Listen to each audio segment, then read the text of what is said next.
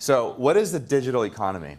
What I want to share with you is how to profit from it, because we're at the ground floor of a huge, a massive mega trend.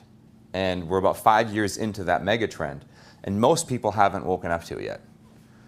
So the goal here with this presentation is to give you the context for that conversation so you understand kind of where the global economy is, where it's come from, how we got to where we are, and where it's going. To understand where we are now, what I want to do is go back about 100 years so that you can understand what the primary drivers of the economy have been over the last 100 years, and how advertising and marketing have played a role in that. And then, so the first half of the presentation is kind of the history of marketing, the last 100 years of advertising and marketing, how we've got to where we are, or where we were about 5 years ago, and then the current state of the economy, and then the opportunity that exists. So there's actually 3 parts to what I'm going to talk about. So in the 1800s, this was marketing. A town crier was the guy who announced in the town center the news, right? And basically, if you were within earshot of his bullhorn, you got the message. And if you weren't within earshot, you had to rely on somebody who was within earshot of somebody else who was within earshot, so on and so forth. So information and marketing and messaging and news in general, it traveled at a much slower. Then in the first part of the 20th century, print advertising became really big and really popular. Billboards, huge signages that were appended onto or fixed onto buildings. And these worked 24 hours a day, 7 days a week. And once they were on the wall, anybody driving by, as long as it was light out, could see them. So outdoor advertising really revolutionized marketing. Then print media came. And newspapers, namely, and daily journals were the primary form of marketing and also the primary way of information being shared, news being shared, etc. So that give people a much broader way to reach a lot more people with a lot more leverage. The transistor radio changed everything a few years after that, because there, all of a sudden, space and physical location that line was severed. You know, me saying something here can be disseminated to 1 million people simultaneously. That changed everything. It wasn't long after that until television came along. And television incorporated a whole different level of communication, because it brought the family together. So instead of just going to the radio to get information, now the family was gathered around it, around the television, or the telly, is that what you call it here? And it pulled them in. The programming pulled them in with entertainment. And then that created an opportunity to advertise or to market to the entire family through TV commercials. And you can see here how in less than 100 years, how we've gone from one-on-one communication or relying on one-on-one communication to mass media and broadcast media. And then, not too long ago, Al Gore invented the internet. You guys know that joke? Have you heard that joke? So Al Gore invented the internet, Steve Jobs invented the computer. Voila. Here we are. The digital age, right? The digital economy. A whole different world opened up when those two things, when Al Gore and Steve Jobs got married. A whole world opened up, right? Because now individuals like you and I have access to virtually every other person around the world in real time, access to products and services and information in real time, and we can essentially plug into this database called Google, which searches and spiders the web, and the world is literally at your fingertips. Literally at your fingertips. And that's where we are right now. That's where we are right now. But it keeps getting better. It keeps getting better because devices like this, for example, the smartphone in the last 5 years has continued to, has accelerated this revolution. Because now, instead of waiting to go home to check your email, to go online to check the news, it's with us 24/7. So again, times 10, information is being exchanged, speed-wise. Times 10, digital commerce is able to be conducted because you can instantaneously now exchange a digital currency for a digital product like that. And it happens billions of times a day, and it's growing. In the last 10 years, and these are just obviously a couple of them that I threw together, these are all companies that they're digital companies. Like if you think, what is Facebook? Like if you tried to explain Facebook to someone, even in the 80s, before the internet and computers were really, personal computers were really in use, it would kind of be like explaining it to like an alien. They would have no clue or context what you're talking about. Isn't that crazy how fast things have changed, how fast things are changing? But if you look at all these different companies, each of them have a different product or service, and it's all digital. Not one of these has a physical product that's shipped, or a physical product that's consumed, that you can even touch or feel. It's a digital product. It's a digital experience. It's a digital service. In the last 5 years, the rules of engagement have changed dramatically. And I'm going to show you some charts and graphs so you understand. I'm not just making this up. Literally, there's actually about a year of research that I put into this presentation. Yet, people are still sending their kids to school, the colleges, to get an education that is really obsolete. It's really obsolete. And I'm not just making that up. Like, my kids, they'll go to school, but they're going to go to cutting-edge, high-tech schools that will actually teach them a relevant education and a business conversation that is relevant, so that they can either A, get good jobs, or B, become cutting-edge digital entrepreneurs. But here's proof that the current education system is broken.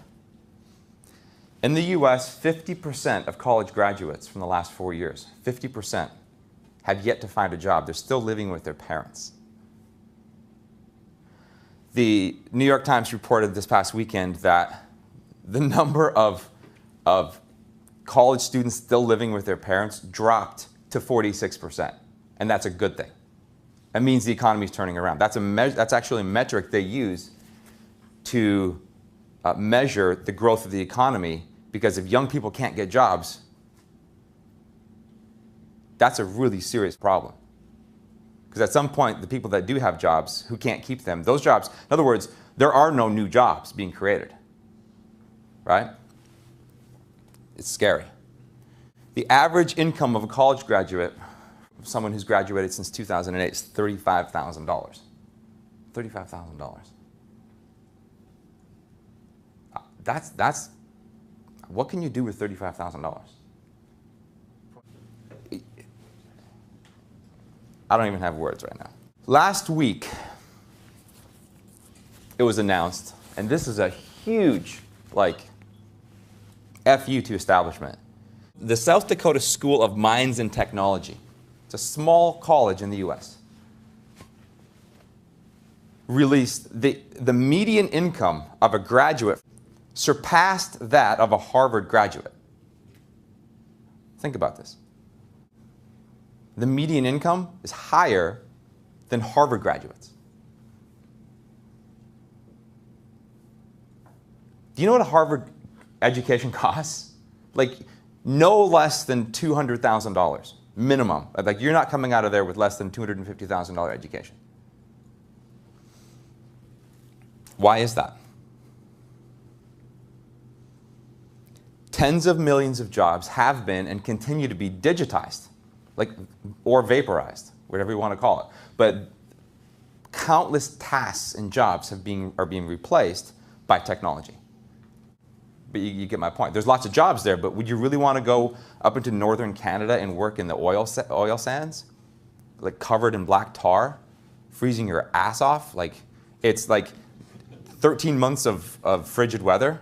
Like, the sun doesn't even come up for months. You can make 100 grand, but are those the jobs you want your kids to have? But those are the only jobs that are really being created. Harvard's turning out people with all these degrees. There's nowhere for them to work. So who is mostly affected by this transitioning economy? And there's really three groups that are being affected in a really, really significant way. So baby boomers are retiring at a rate of about 10,000 a day right now. The problem is that they're living longer. Well, it's actually not a problem, it's a good thing. But it's also a problem because they don't have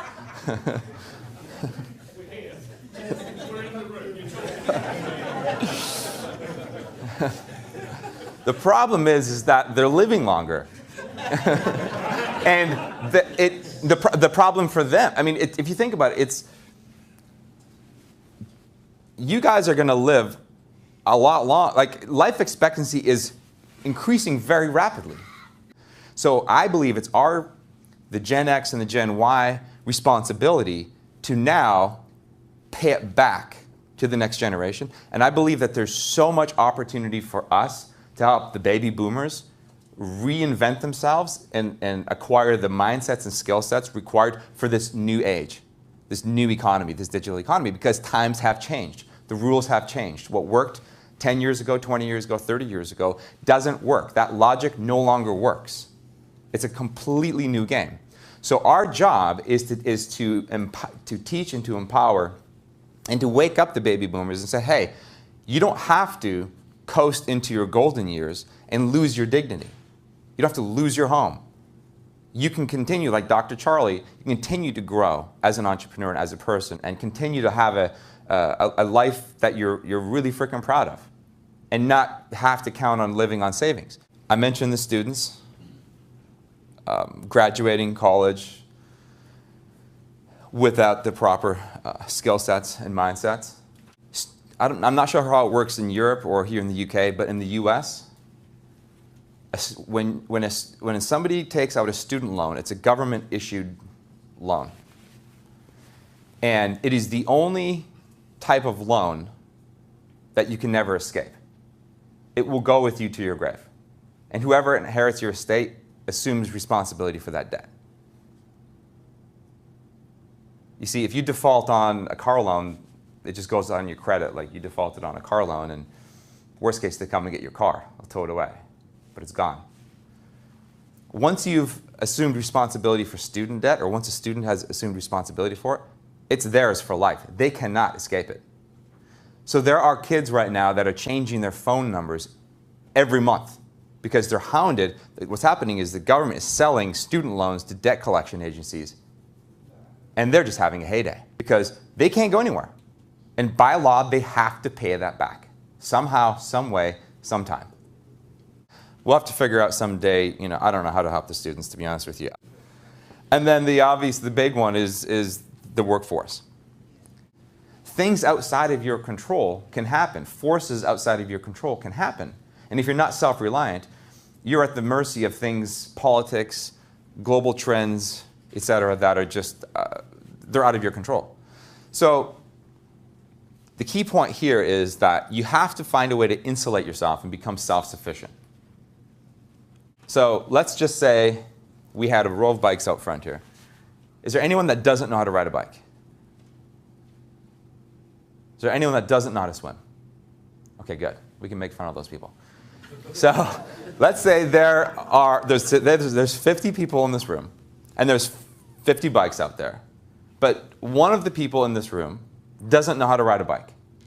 And all of a sudden, the sirens go off, and it says, we're under attack by aliens, and they're marching up the street. We have to escape. And the aliens can move just a little bit faster than you can run. Okay? So these monstrous aliens comes tromping up the street, and we're like, oh shit, let's get on the bike and let's just get out of here. But there's the one guy left who can't ride a bike. Or we're all on a yacht. Say we're celebrating Stuart's 24th birthday. And we're we're in the British Virgin Islands on this yacht, right? This is all 50 of us. And Stuart is having a few cocktails, and he's just having a good time. And he just kind of leans over, and he takes the boat, cuts into a reef, and the boat starts to sink. And land is 100 yards, 200 yards away. No problem. We all just jump in the water and swim to shore, except for the one guy who can't swim. Kind of sucks if you can't swim, right? You kind of need to know that. That's a pretty necessary life skill. Now, the chances of that scenario happening aren't very high. The chances of the aliens coming and us needing to get on our bikes, that's not very high. Let me use one more example. This is getting good. So when you're driving in your car and you have a flat tire. It's the middle of the night, and there's no one around, nobody to help. And you have an emergency, you have to get home. Who in this room, if they absolutely had to, could change a tire on the side of the road? Could figure that out? No? Yeah, sorry. Oh, okay. Who in here couldn't do that? Would you just be like, okay. Okay, so, I mean, the chances of that happening are not that slim. So you should probably know that skill, right? Or if you got dropped off in a jungle with no compass, no backpack, nothing. You just got dropped off in the middle of a jungle and you had to survive for a week. Could you survive? If you think about like what other plausible scenarios like this could happen in real life where you're really f***ed if you don't know what to do. Well, what percentage of society relies on a job in order to pay their bills, in order to put food on the table, in order to have shelter and basic necessities? 97%. What percentage of those 97% have the skill set of financial survivability? Like if they absolutely had to, could generate enough income as a self-sufficient, autonomous individual that it would not rely on somebody giving them a job and saying, hey, here are some tasks for you to do, complete them, and I'll give you some money in return.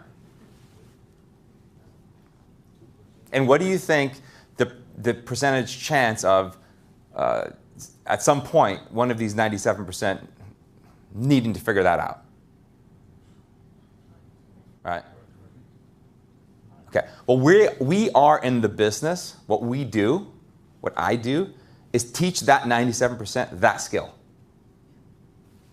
You guys get that? Yeah.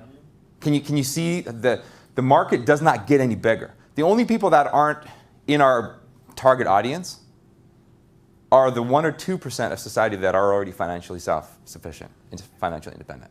Everyone else needs this skill set. Or they'll wait until they're absolutely forced to, or their back is against the wall, to start to acquire that. And it's never fun to have to learn that skill set. It's just like, if you wait to learn how to change a tire until you're alone on the side of a road when it's raining and it's dark and there's aliens coming down the street, that's not a very pleasant environment to learn how to change a tire. But you could take 30 minutes on a Sunday afternoon and a couple glasses of wine with your husband. Are you married? Yeah. And say, honey, can you just show me how to change the tire? And I'm sure he could show you how to do it, and then you'd have that. Well, what if you don't have a cell phone? The point is if you wait until you need the skill to acquire the skill, you're probably not going to be, that's kind of stupid, if I could just say it blunt.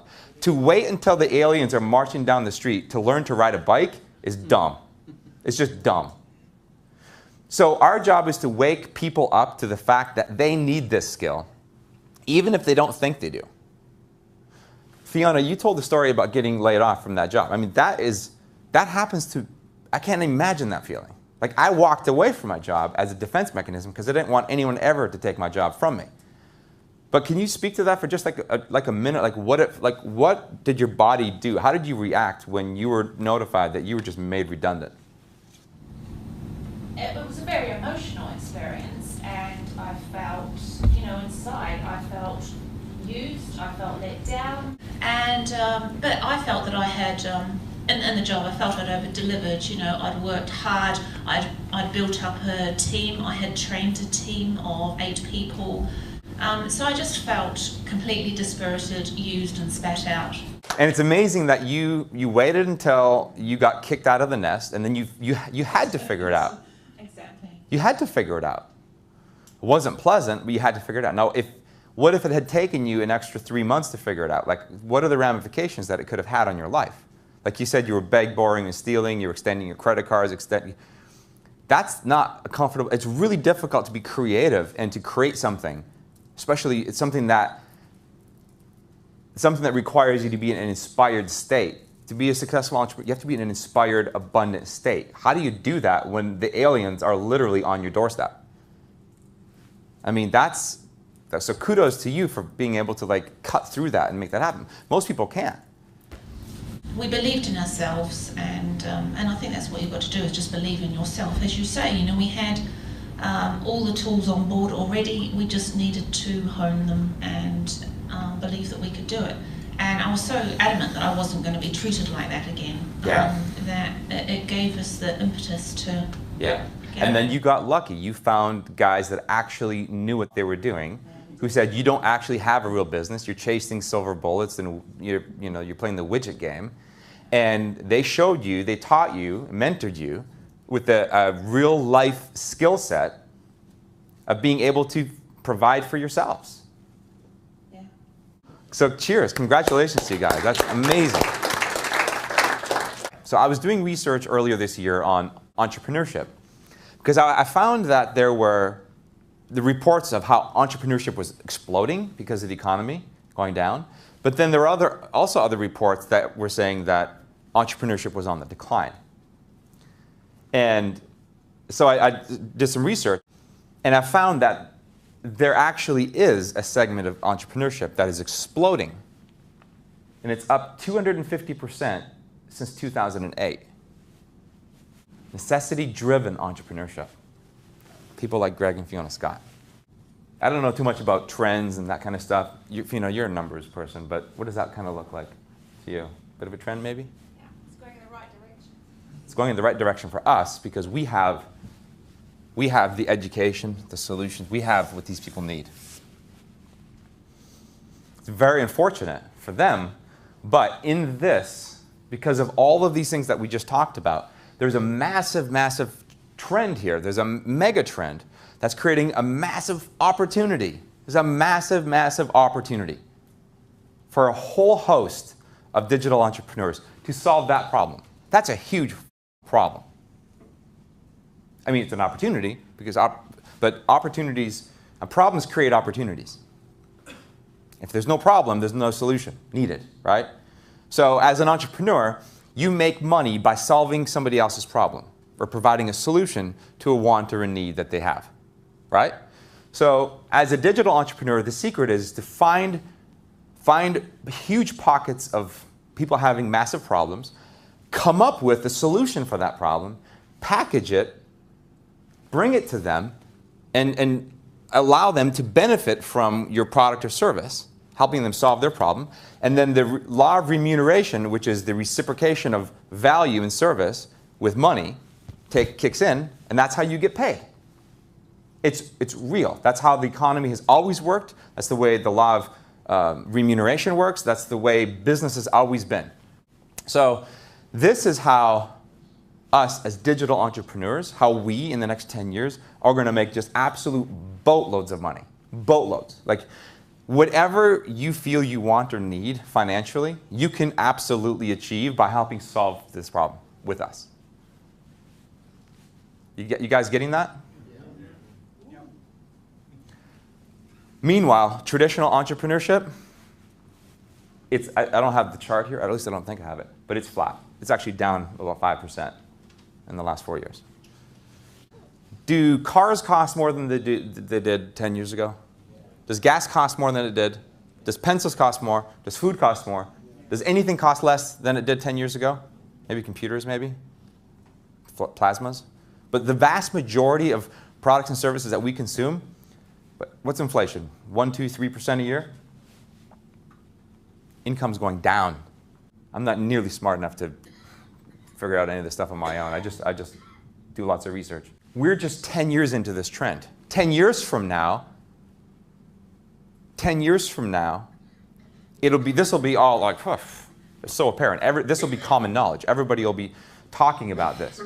But right now, only a few people are seeing that it's the digital economy that's growing, and the traditional economy will continue to slide. It will. Another point here, if you look at the US family net worth, is less than it was 20 years ago. That's a 2-decade loss, yeah. One other point on that, Joe. 20 years ago, I earned all the money in our house to pay our mortgage. Now it takes 2 of us to bring the same amount in. So my wife's got to work full time to stand still. Yeah. And that's a lot of people are the same. Yeah. A lot of people. The other thing is, I'll say, as Jay and I were talking about this the other day, is we're in a very fortunate situation that we don't have to think about money, but we were saying that we still can't believe the cost of living.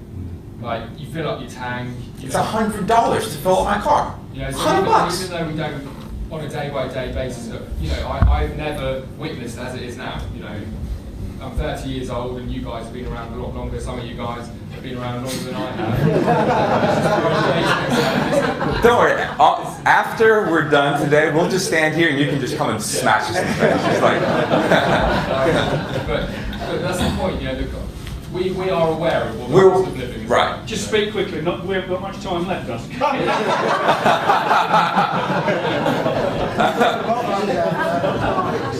As far as Jay's concerned, that was a good thing, wasn't it? This is from earlier this year, May 15, when I was doing this research. The super rich in Canada, which are the top 3%.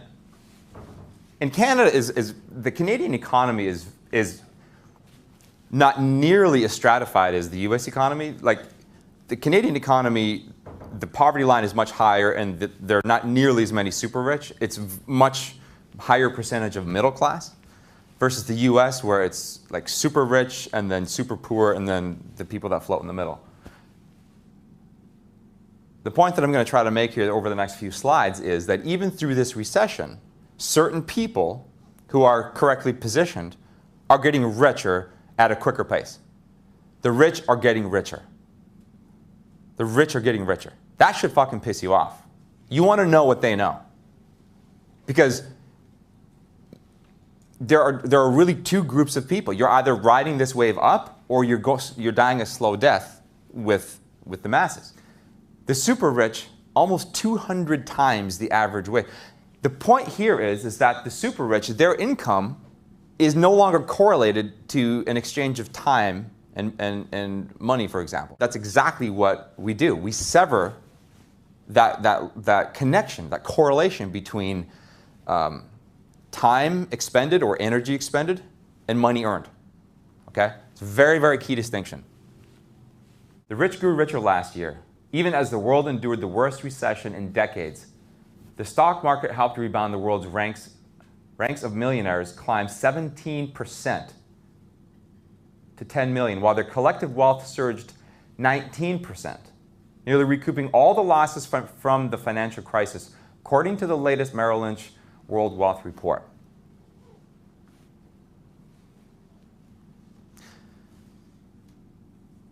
That doesn't really take much explanation. That's the game that you want to play, that we want to play, where you're no longer tied to having to be on a treadmill. Like, years ago, they had the horse on the old treadmill to power the threshing machine. If that horse stopped walking, the thresher stopped running. So if your job is one of where when you stop doing this, that money stops flowing, we have to break that cycle. We have to break that cycle. Because chances are somebody will either find a way to do that job quicker than you, for less money than you, more efficiently than you, and you'll be obsolete. So the goal is to equip you with the mindsets and skill sets of a digital entrepreneur so that you no longer have to exchange your talents and your energy and your time for money. These people here, they're investors. They're in the investor quadrant. If any of you have read the Kiyosaki 4 quadrants, the investor quadrant. Their money is working for them. They don't work for their money. Money's working for them. And they have the lowest tax bracket. The lowest tax bracket. They pay 10 to 15% max on their income. The middle class pays, I pay, just as an employee of my own business, I pay 40% income tax. So the richer you get, the less taxes you pay. It's amazing. Like, we all just need to get rich. How do we know with such certainty that these trends, these two groups, are going to continue in the direction that they're going? And again, I'm not just saying this because it's making for an awesome presentation. Hopefully it is an awesome presentation. But at the current rate of job creation in the US, it'll take another 30 years approximately for the US unemployment rate to return to where it was in 2008 when the economy tanked. Between 2008 and 2010, this was the decline in jobs. Since 2010, this is the progress that we've made. So this is a really cool widget, and it's interactive. You can plug in jobs growth, and then it gives you this trajectory line. So I did it for, 300,000 jobs or 400,000 jobs a month, 2015. 300,000 jobs a month, middle of 2016. 200,000 jobs a month, 2020. 120,000 jobs a month, which is kind of where we've been lumbering along for the last year. This is 2024. If you trend this out, you're looking at about 2040. So anyone who thinks the jobs are coming back quick, it's possible that we'll all of a sudden see a spike, but it's not likely. And I'm certainly not betting on it, because I can't control that. The bigger point, though, is that this means that this market that we have to empower and equip the next generation of people to be financially self-sufficient, because they're going to have to figure out how to pay their bills without a job. It just means that that market's not going away for a while. It's pretty much what that means. So what I suggest to you guys is figure out how to get in the business of capitalizing on this market quick. The quicker you can, the better, because we're just barely into it. Remember I said the last 5 years? We're just a couple years into this. And according to this chart, it could continue for 20, 30, 40 years. It could actually get it could get better, but it's probably not going to, the market won't shrink. And then also, in the next 30 years, I'll be 60 years old, 65 years old in 30 years. I will not be worried about this problem in 35 years. Stuart and I will be sailing around the world on our yacht somewhere with you guys. That's still alive. What's that? But no, really, I mean, that's kind of what is there to do at the end of the day? When I'm 60, I just want to be hanging out with people that I care about. People that have shared similar passions, similar accomplishments, similar worldviews, done great things together. There will be an entire community of people that help save the world from the aliens. We're teaching people how to ride a bike. It's no different. It's a skill set, no different than riding a bike or swimming, something that every one of you know how to do. And once you know how to do it, you know how to do it. How many people in here are worried about losing the ability to ride a bike? What about losing the ability to swim? Or losing the ability, forgetting how to change a tire? Or forgetting English? Once you've got it, you've got it. It's a skill set. I don't ever wake up worrying, oh shit, how am I going to make money next year? I worried that the first few years after I had the ability, but no different than the first few days after you learn how to ride a bike. You're a little shaky, right? You're not that confident. But the more you do it, the longer you do it, the more comfortable, the more confident, the more experience you have, the more naturally it comes. It's not like you don't have to worry about it. So once you learn this skill set, you can apply it to anything. And more specifically, it's the skill of marketing and being able to take somebody who has a problem, connect them with the solution, and get paid as the middleman. That's all you're doing. You're out there on the street, flagging down the people who can't ride a bike and saying, hey, we've got classes over here to sell a bike, to learn how to ride bikes. And you send them over to the bike store. The guys, they sell them a bike, they teach them how to ride it, and they give you a commission check. That's what we do. It's awesome.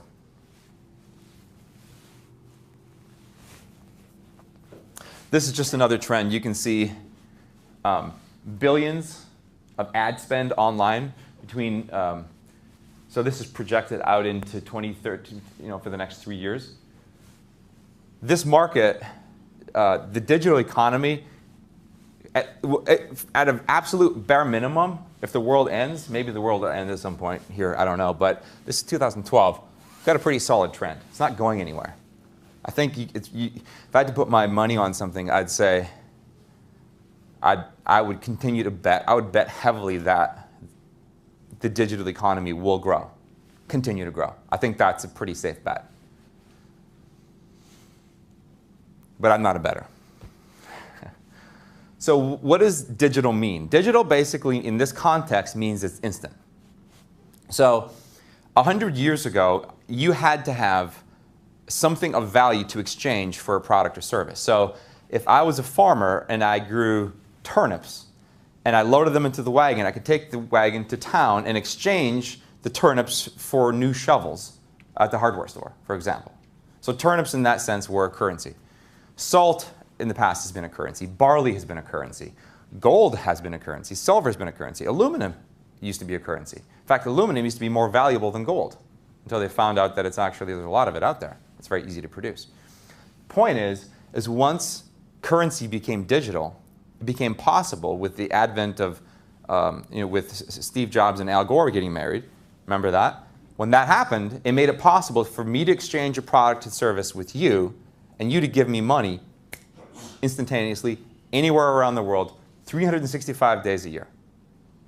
That opened up, that speed of transaction has created incredible opportunity. And it's happening billions of times a day. The biggest day of online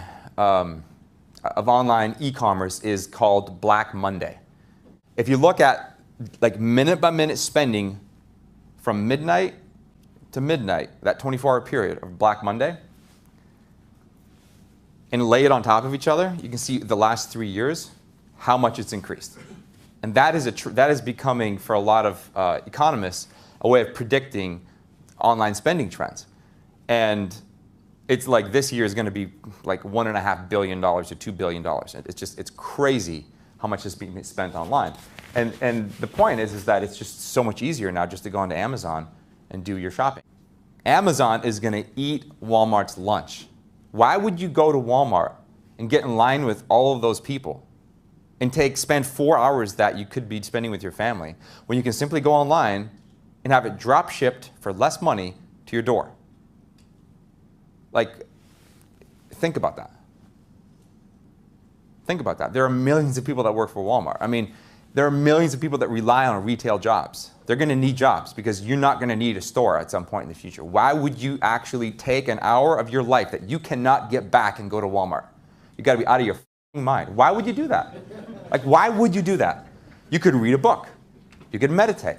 You could exercise. There's so many things you could do with that hour. You can't get that hour back. Why would you go to Walmart with that hour? See, that's the way the next generation is going to think. Our parents, and I still go to Walmart just because that's what you do. I need some soap. Let me get in my car and go to Walmart. Or need some laundry detergent or whatever. But no. In the digital economy, you can't afford to go to Walmart. It takes gas, it takes time, all that stuff. And worse stuff, you got to stand in line with those people. Anyway, so you get the point. And as affiliates, that's a really good problem. Because that means that people are going to be going online and buying their stuff, and it gives us an opportunity to get between them and what they're looking for and make some money. Anyway, I love it. So that's the digital economy. So the demand is huge. I think we can pretty much agree on that. And it's a multifaceted issue because you have people who, on both sides, you have the people who need to make more money because their jobs, now you have a 2-household income just to cover the bills. So you've got people saying we need to make more money.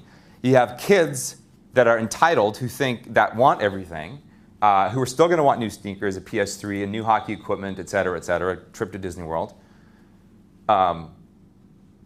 Still want college education, still want braces, still want a car when they turn 15. The wife still likes the diamonds, still likes the anniversary gift, still likes the Christmas cards. Those things aren't going away. Like, you want your credit card to work. I mean, these are all real world problems. Like, people are very attached to having a good, comfortable life. Like, I'm not going to go back and live in a cardboard box just because I can't make money. No, I'm going to have to figure it out, and it's going to become very competitive. That's what people are going to have to think. So the goal here is to just help you make an intelligent decision. This is, you probably can't read it, million monthly related searches. Make money online, 10 million per month. Get out of debt, 15 million per month. Home-based business, 5 million per month. Online business, 5 million per month. Income opportunity, 5 million per month. Business opportunity, 5 million per month. Entrepreneur-related, 5 million per month. That's 25, 30, 35, 40, 45, 50 million people per month are looking for what we do. This is you, okay? And this is your 6-figure mentors. You're working with the best. You have a millionaire mentor who cares about you and who's incentivized for your success. You have the best training, the best tools, the best systems, the best resources. You're part of a community, a family of people. There's a family feeling here today. There's a community feeling. We all have something in common, which is really cool. We're professionals. We leave the guesswork for the 97% who are still chasing their silver bullets. Oh, there's one. Oh, there's one.